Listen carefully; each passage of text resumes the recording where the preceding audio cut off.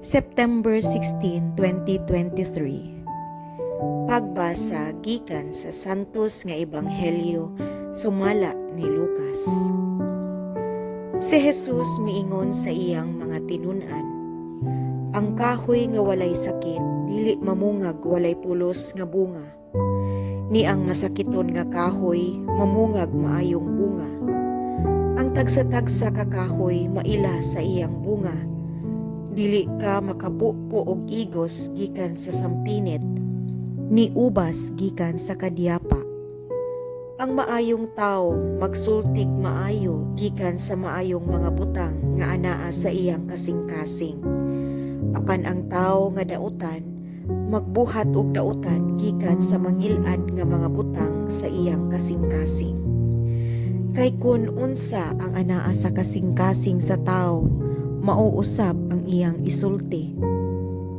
Nganong nagtawag man kamo kanako, Ginoo, Ginoo, nga dili man kamo mubuhat sa akong gisugo kaninyo.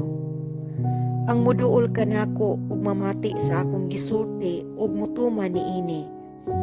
Ipakita ko kaninyo sa unsa siya mahisama. Sama siya sa tao nga nagtukod og balay, nagkalot siya glawom, ug ipahiluna niya ang sukaranan diha sa ibabaw sa bato.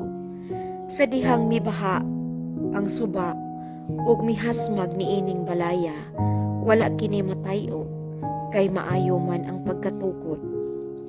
Apan ang tao nga mamati sa akong gisulti ug dili mutuman niini, mahisama sa usa ka tawo nga nagtukod og balay diha sa yuta nga wala niya butangig sukaranan.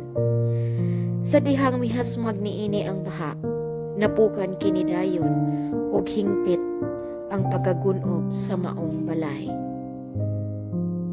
Ang Ebanghelyo sa Ginoo. Daygon ko ikaw, O Kristo.